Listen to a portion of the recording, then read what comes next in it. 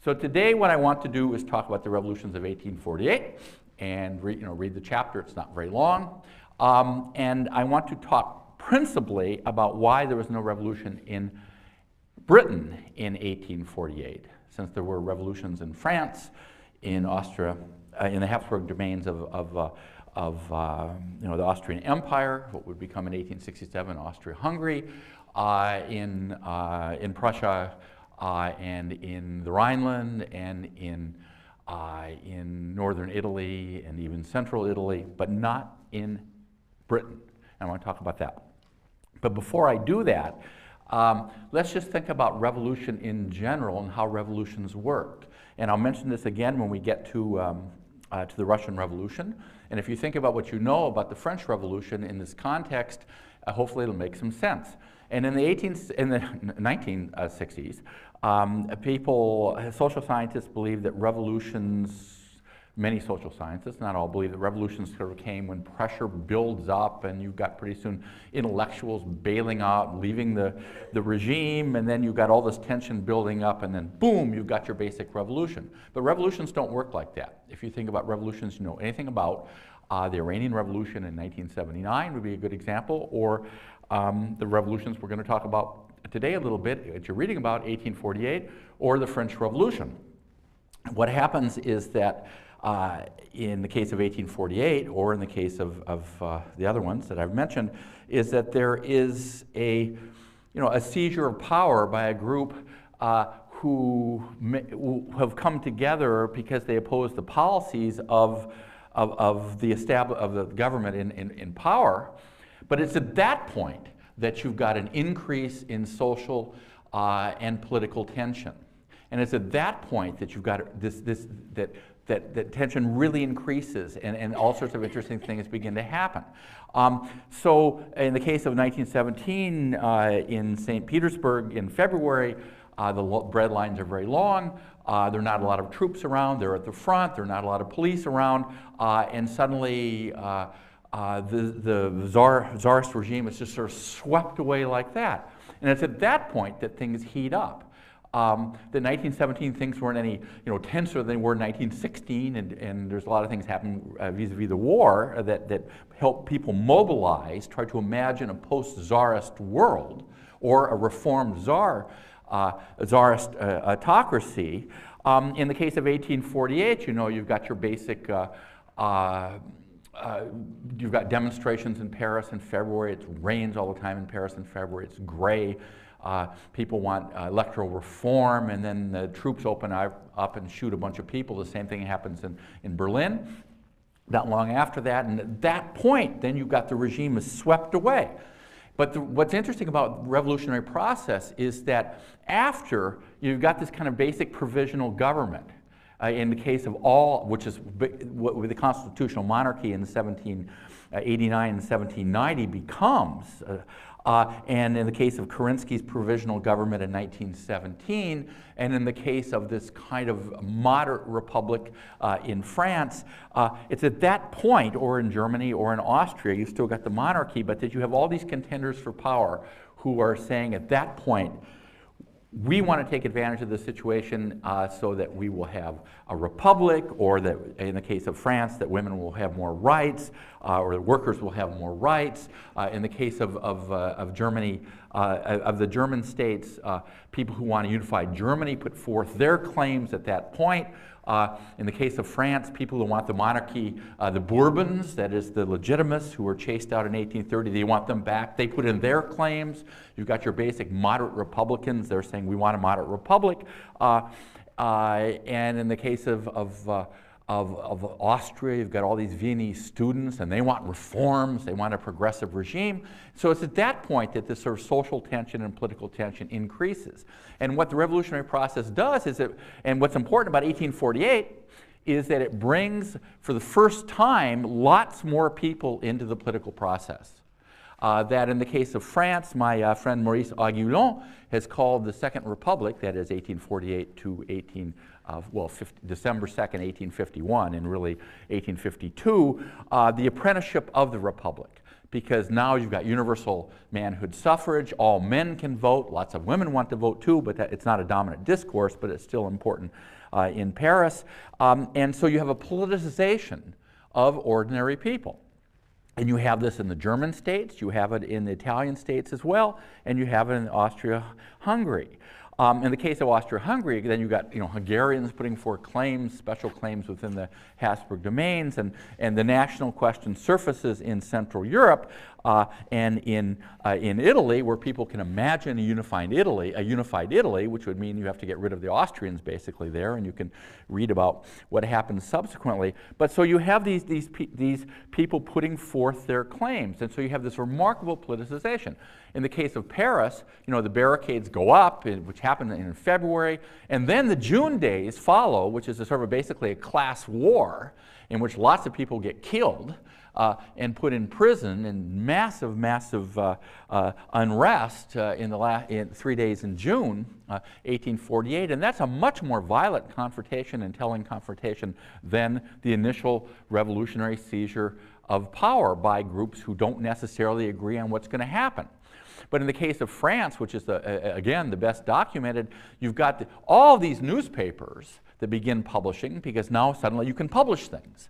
And you've got all these political clubs, just as in 1848. You've got neo-Jacobin clubs, you've got clubs of women, you've got the Club of the Two Sexes, as it's called. And so this becomes a way of politicizing ordinary people.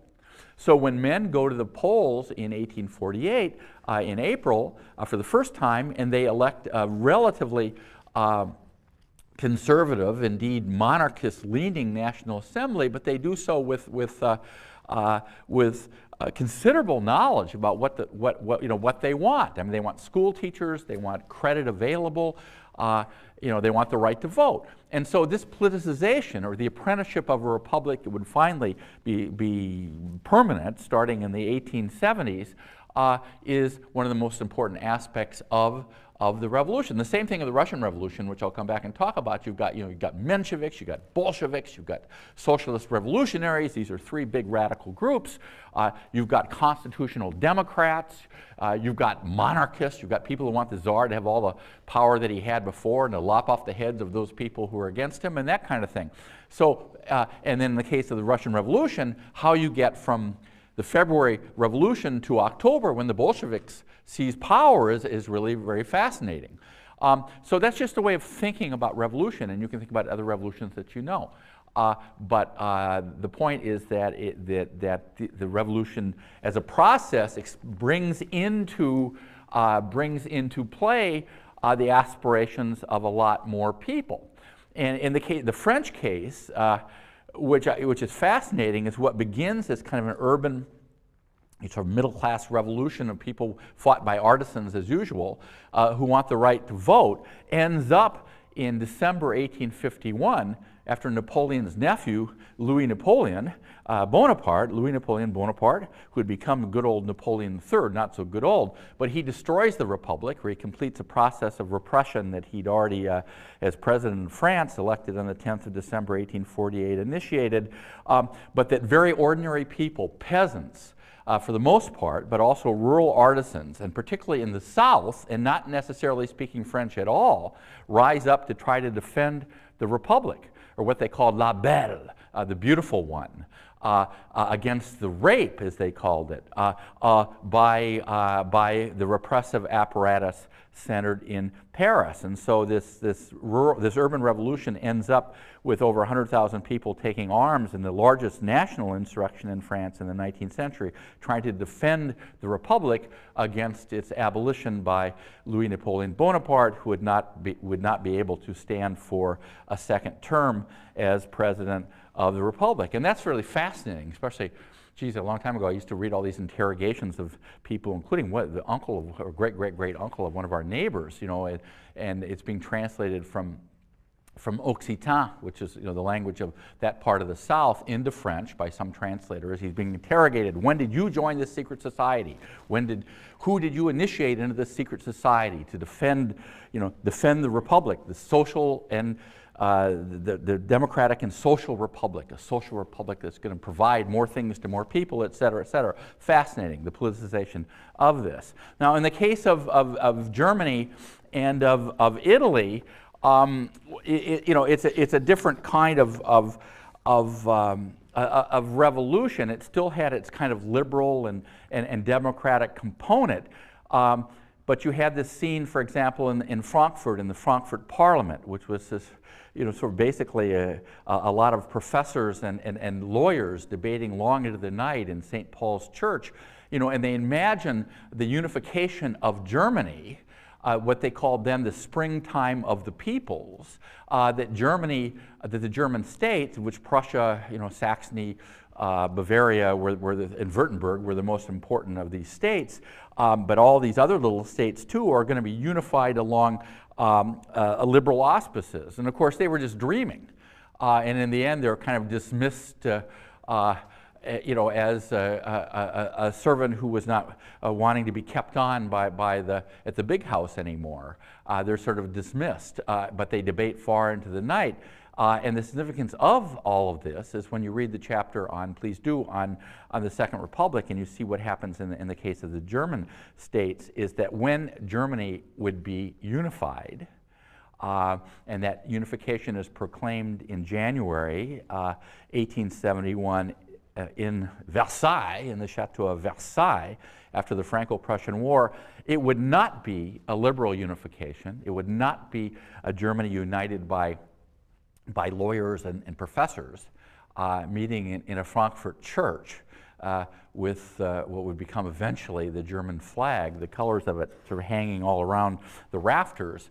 It would be unified, as Bismarck accurately put it, by blood and iron, in the context of the Prussian aristocracy, the nobles, the Junkers, a term you already know, Junkers, Junkers, the Prussian nobles, and that basically unified Germany would be, as some wag once put it, an army with a state trailing behind it.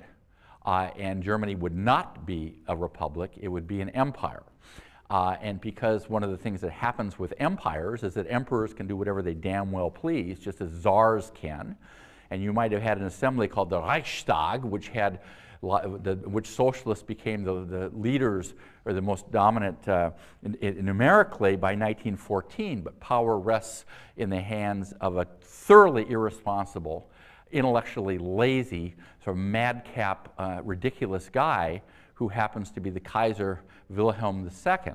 And so over the long run, the cost to Europe of that fact would be, in retrospect, given what happens in the 20th century, which is the one that follows the 19th, would be one thing that historians would go back and say very obvious things, sort of cliches like, well, in 1848, history in Germany reached its turning point and failed to turn. That Germany unification would not come because of professors and liberals and merchants in Hamburg and this sort of thing, and that the middle classes, the German middle classes, would in a way abdicate their political responsibility and not having much political power, and the state would be really run by a bunch of Junkers, of military officers with dueling scars and veterans of the fraternities of the Prussian universities. And Prussia wasn't just Pomerania and Brandenburg and sort of the marshes of northeastern Europe, but Prussia also controlled the Rhineland. But the kind of magnates of industrializing Prussia were not going to be the ones who are running the show. In the case of Italy, I mean, the news, you could read about that too, is that there are a lot of people running around saying, long live United Italy and all of this business, but that would be very hard too, because in order to unify Italy under any auspices, and most people wanted under liberal auspices, you have to get rid of who? You have to get rid of the Austrians, because the Austrians control almost all of northern Italy and much of central Italy too. So there are lots of impediments to Italian unification, not the least of which was the fact that the vast majority of people in Italy did not speak Italian. That itself was not a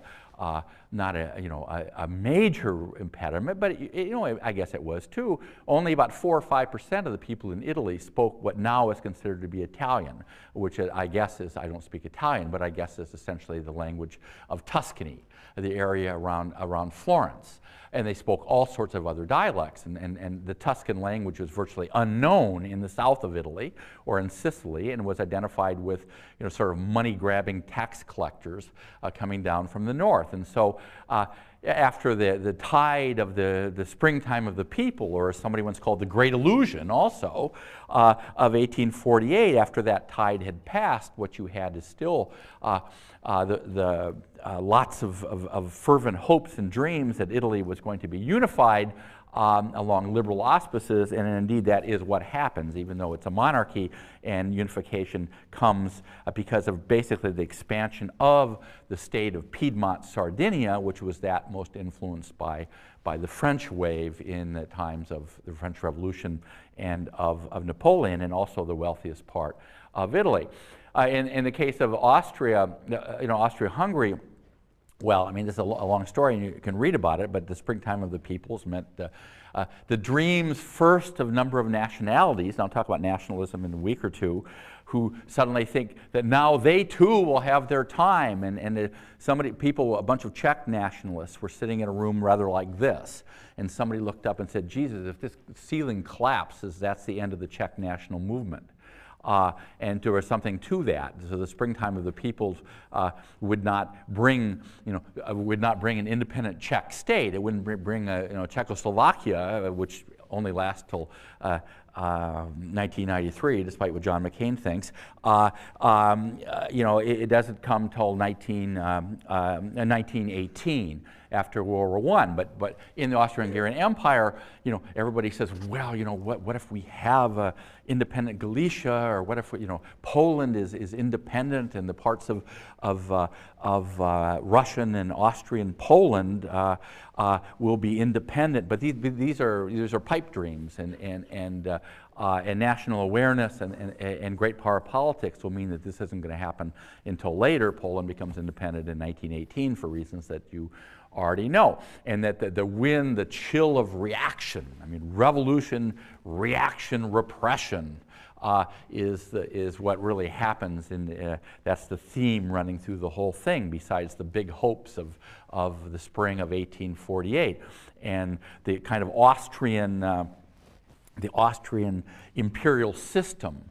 Run, and I'll come back and talk about Austria-Hungary quite a bit, run in German in the polyglot Austrian-Hungarian Empire, where there are at least 15 major languages, will be the story of Austria-Hungary in the 1850s. And of course, the Hungarians get separate status, equal status in principle as of 1867. And of course, one of the strange, not strange, but one of the interesting things about the Austro-Hungarian period is that it's in 1848 that Franz Joseph becomes emperor of Austria-Hungary. And he is in power until 1916.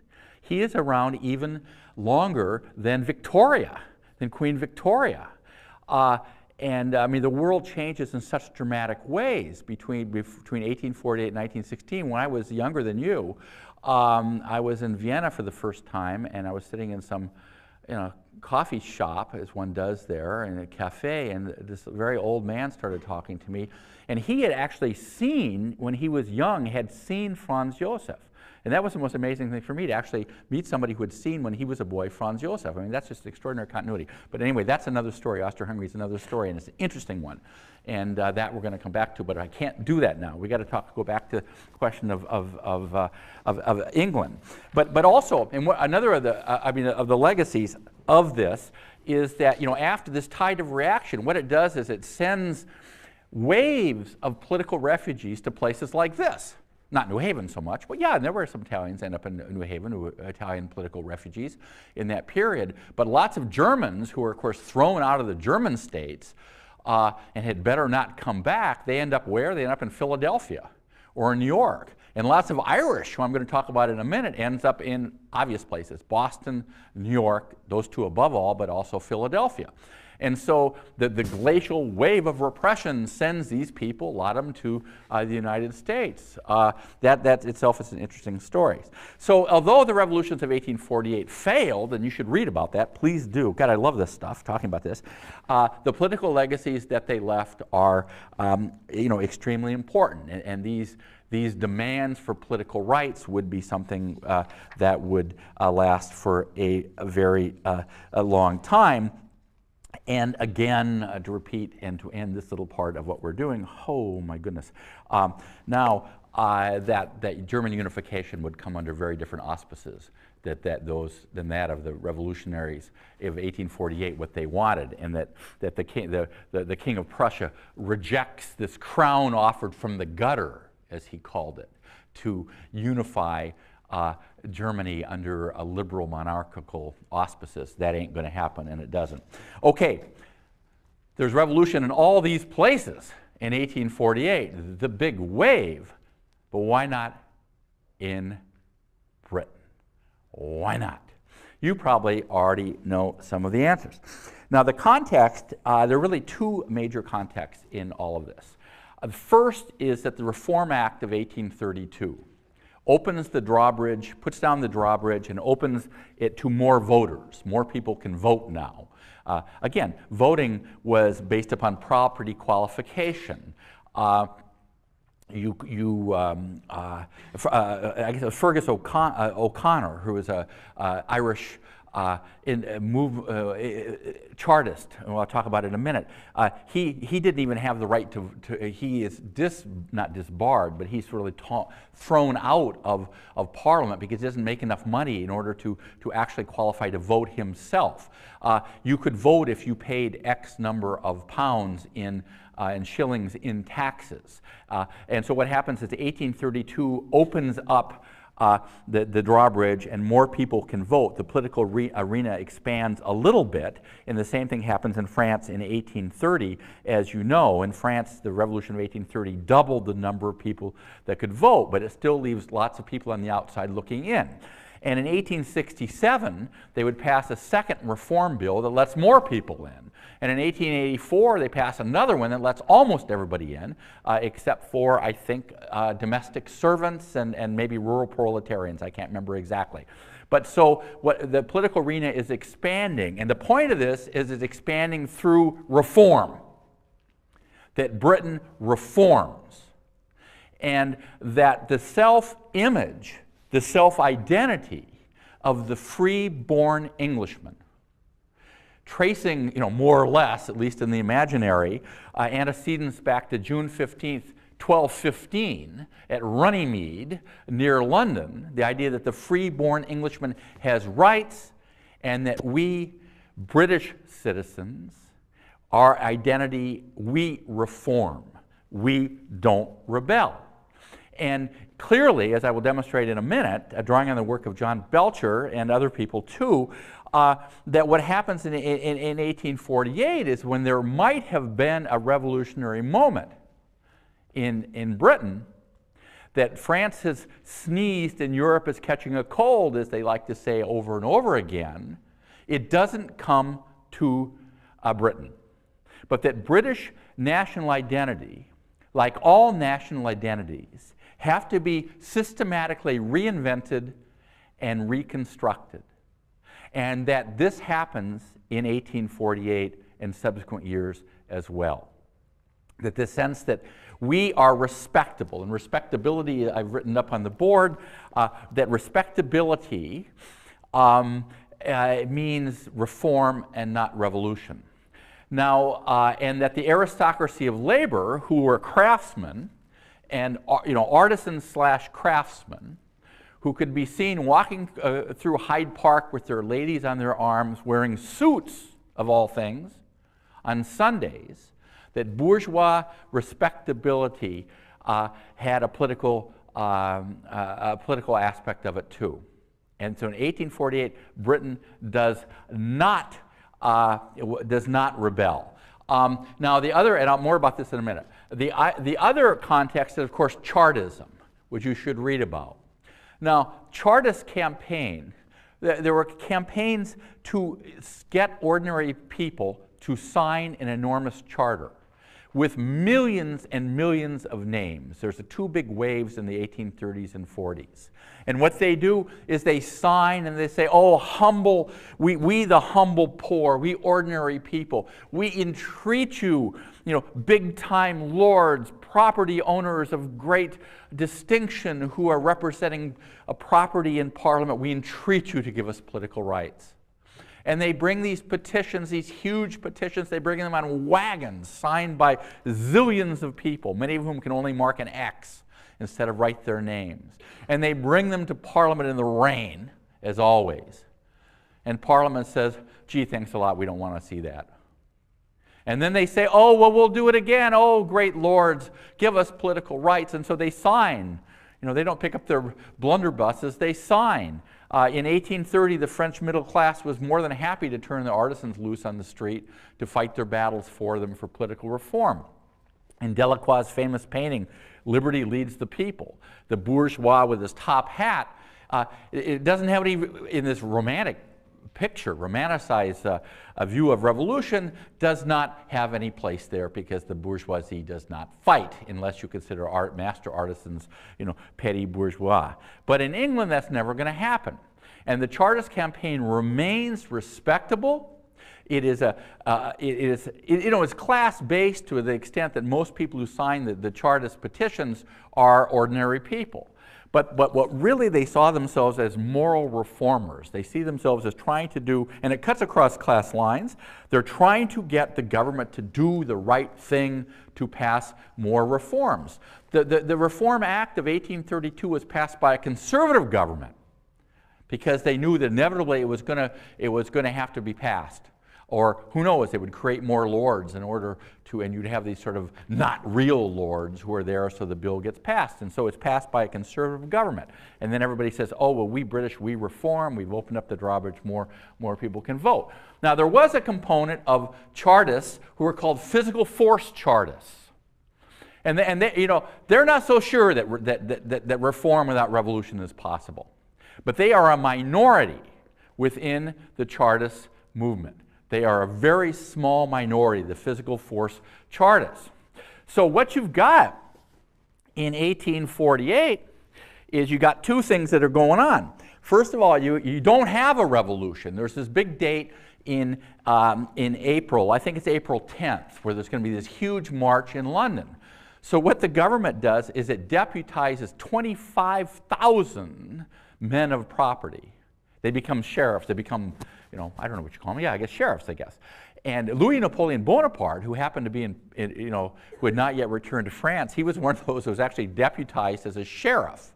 And so the business people in the city, which is what, the financial capital that overlooks the British Empire, was increasingly called, they come with their hunting rifles to work. And they get those file cabinets ready to barricade the door, and with their rifles, and they're going to blow apart anybody who rises up and would challenge British, who would try to bring revolution to Britain. And there's 25,000 of these people. And the number of marchers was far, far small to that, and it's smaller than that, and it's a very peaceful march. There is no revolution in Britain in 1848. But if there had been a revolution, where would it come from? From where would the revolutionary ranks have come? And that is the interesting question. That's by far the most interesting question in all of this. Because what I said before about 1848 helps the British reinvent or reconfigure, reconstruct their identity, that there has to be an unwanted other there who's frightening them, who makes them convinced even more that they're doing it the right way. And I alluded before when we talked about the British identity in the 18th century. I said what the British in the 17th century, what they weren't helped determine who they thought they were. And what they weren't was absolutist. They reform. What they weren't was they're not Catholic. And the biggest riots in the 18th century were the Gordon riots, which were anti-Catholic riots. They are not the French, not at all. France has a centralized state, and France is full of Catholics. And many of the Protestants who had left France after the revocation of the Edict of Nantes in 1685 come not just to the Netherlands, but come to Britain as well. So this may have already tipped you off on who is the unwanted, dangerous other in the British, particularly upper class, but not just upper class imaginary. And they are the Irish. The Irish. And so what happens in 1848 and the subsequent years is that British nationalism is redefined again or reinfused with a sense of what we are not, and we are not Catholic and we are not Irish. And so if there was going to be a revolution in April or any other month in 1848, the components would be, from the point of view of the upper classes and from the police, the Irish and groups of physical force Chartists or revolutionaries who might join forces. Now, Chartists look to Irish to get them to sign the big petitions. They see them as allies. And remember, because of the Irish famine, potato famine, in the 1840s, that tens of thousands of Irishmen, hundreds of thousands of Irishmen, indeed, I think that I have it in the book somewhere, but the number of people who leave Ireland in the 1840s is in the millions, along with all those who just simply die, die in the fields. And they go to where? They go to the United States, and they go to England, particularly Liverpool. That's why Liverpool, this has nothing to do with anything, rien à voir avec, but the Liverpool soccer team is very much perceived as, a Catholic team in the way that in Glasgow, that the Celtics are the Catholic team because so many Irish immigrants went to Glasgow and to Scotland, and the Rangers are the Protestant team. Very anti-Catholic, and that's why these people were brawling in 1900. They played before 100,000 people in 1900. 100,000 people at a soccer game in about 1900, and they hate each other's guts, and they still do. So all these Irish are going to London also, and they live in the Irish neighborhoods. And so from the point of view of the ruling classes, and from the point of view of British nationalism, and from the point of view of the police, the possibility was there that the Irish Confederation, who are extremely militant. One of the important Irish leaders, Daniel O'Connell, who is in the book, he dies in 1847. But you've got these people that are far more militant, who believe in the only way, many of them believe that the only way Ireland is ever going to be independent is by rising up and rebelling. And that's what happens, isn't it? That's what eventually happens. So they were right about that. But what if they start rebelling in 1848? And what if you had, for example, you had your basic Peterloo massacre, as they called it, playing on the word Waterloo, where the British troops shoot down well-dressed demonstrators in Manchester. What is it, 1817 or 1816, 1817? I don't remember. What if people who said, we ain't ever going to get anywhere if we don't do what our French colleagues have done, and that is take arms against these people. So there is a potential for an alliance between militant in the physical force Chartist movement, other radicals, and members of the Irish Confederation. Now, because it never happens, I mean, there are a few marches, there's a few skirmishes, but basically the only news is no news, does not mean that, this wouldn't have a big effect on the reinvention of British nationalism, British self-identity. And what do I mean by that? Here, one of the interesting things is that John Belcher told me a long time ago on a train in Germany, coming back from a conference in Würzburg, that there were more boxes of documents in the public record office about the surveillance of ships coming into the ports of Portsmouth and above all Liverpool than there were any other documents about any other aspect of 1848. Why? What are they doing? Where is the potential insurgency or infusion of militants for Irish coming from? It's coming from the United States. And one of the interesting things about this, and you could see also in the time of the Troubles, in the 1970s, I was in Ireland, ironically, when it all started up again in 1969, when all this, there was, at a time they were really worried about the IRA, and there was a lot to worry about then. The IRA was getting all sorts of money from Irish pubs in New York and Boston. Just tons of money, big bucks, all the time, to buy weapons. In 1848, one of the interesting things that Belcher and other people have discovered is that the real Irish militants, the most committed, were Irish immigrants from Ireland living in Boston and New York. And what they had done is taken the notion of American liberty, in quotes, and saying, all right, our role will be that of the French Revolution, to carry liberty in principle across the borders and free Europe from nobles, from priests, et cetera, et cetera. And what we will do as Irish, first generation Irish, living in New York and Philadelphia and Boston and maybe Connecticut too, is we will raise money and we will make Irish independence, and we will achieve this with violence, with guns, and so every ship that came into any port that was coming from the United States was thoroughly searched for weapons and for money. And so these Irish immigrants to the United States were the most militant, arguably, within the Irish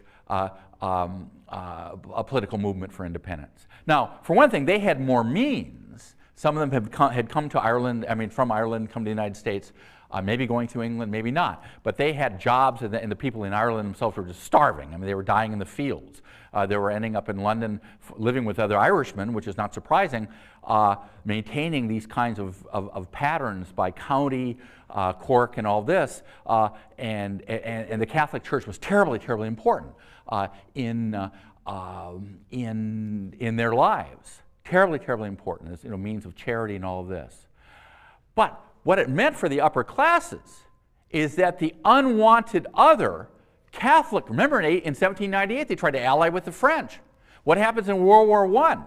Roger Casement, who was an Irish militant, who was absolutely against the exploitation of workers in Peru and in Africa and everywhere else. Roger Casement, he ends up being sent off with a little boat off a submarine off the coast of Kerry, and he tries to stop the Easter insurrection. And of course, he's arrested within about 25 minutes and hung later. But what he had tried to do was organize in prisoner of war camps in Germany Irish militants to fight the good fight and to free Ireland. So there was always this was again looking later, but there was always this potential fear among the British upper classes is that these Catholics who are no longer just across the channel, they're not over in Ireland across a very choppy, gray, freezing sea. They are living in Liverpool in huge, huge numbers. They are living in London in even bigger numbers, and they are there and they are dangerous, and if they ally with these dissatisfied workers from the Chartist movement, all hell is going to break out. And so during the next time, and I don't have I don't have much time at all. But just and I didn't even use this. Well, anyway, you see the point. This potential alliance never occurs.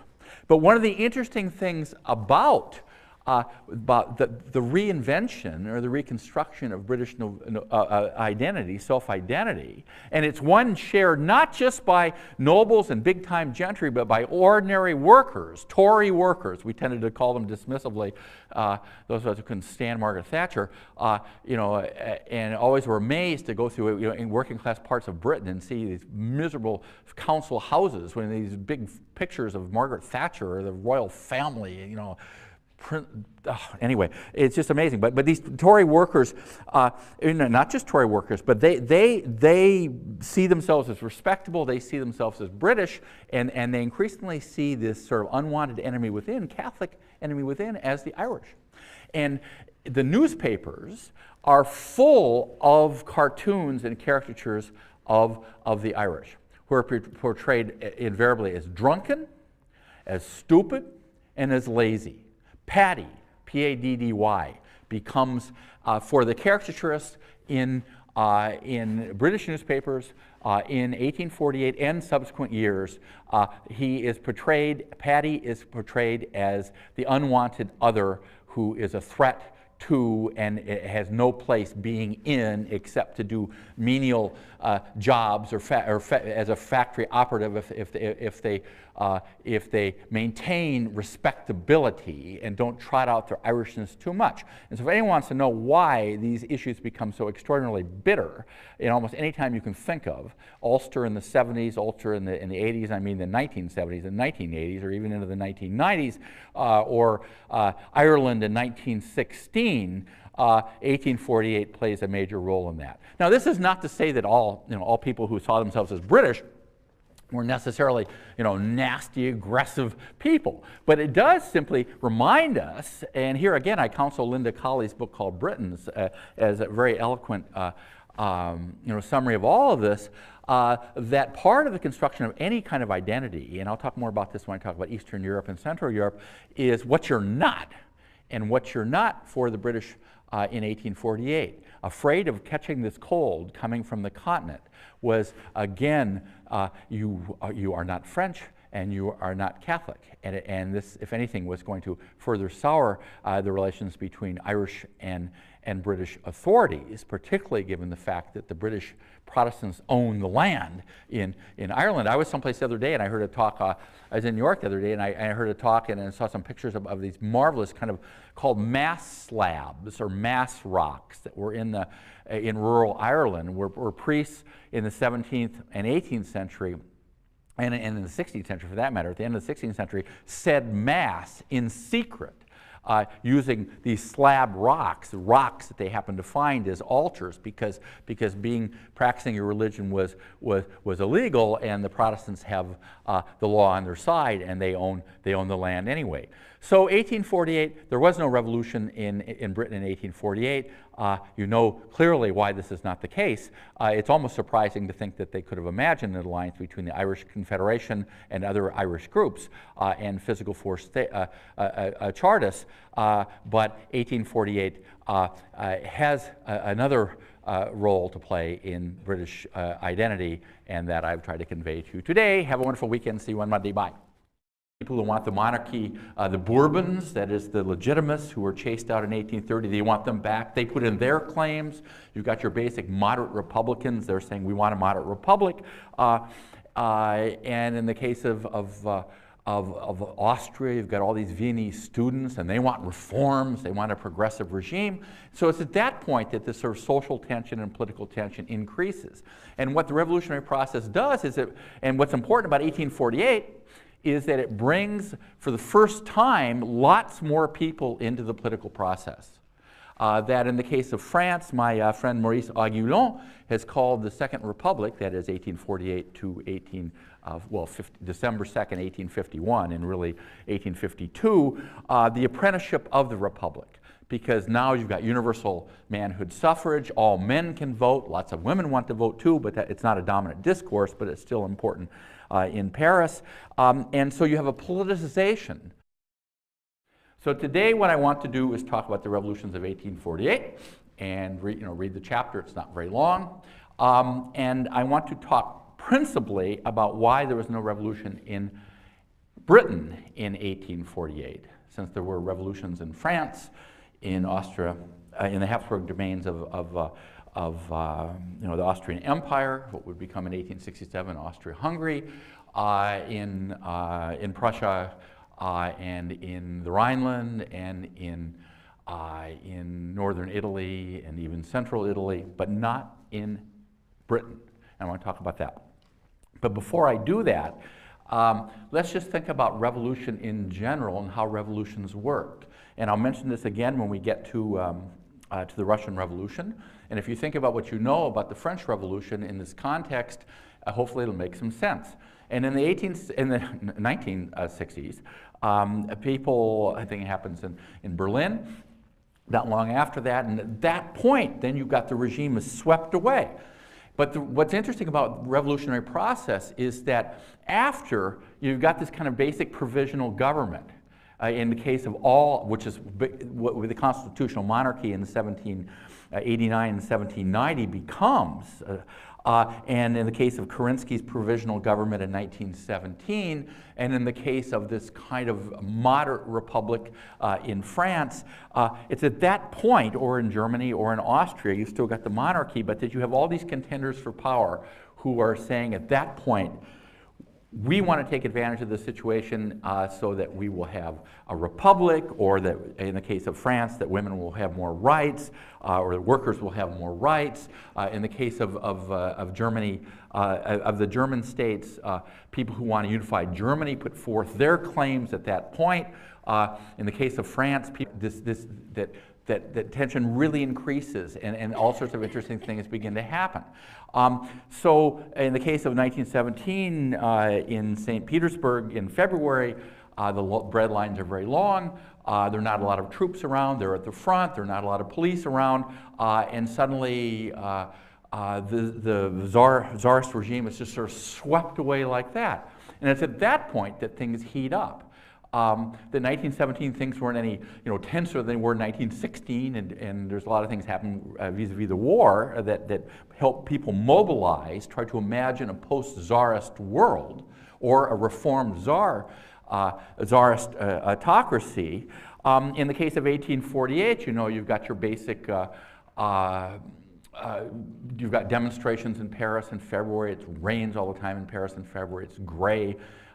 People want electoral reform, and then the troops open up and shoot a bunch of people. The same. Social scientists believe that revolutions, many social scientists, not all, believe that revolutions sort of came when pressure builds up, and you've got pretty soon intellectuals bailing out, leaving the regime, and then you've got all this tension building up, and then boom, you've got your basic revolution. But revolutions don't work like that. If you think about revolutions you know anything about, the Iranian Revolution in 1979 would be a good example, or the revolutions we're going to talk about today a little bit, that you're reading about, 1848, or the French Revolution.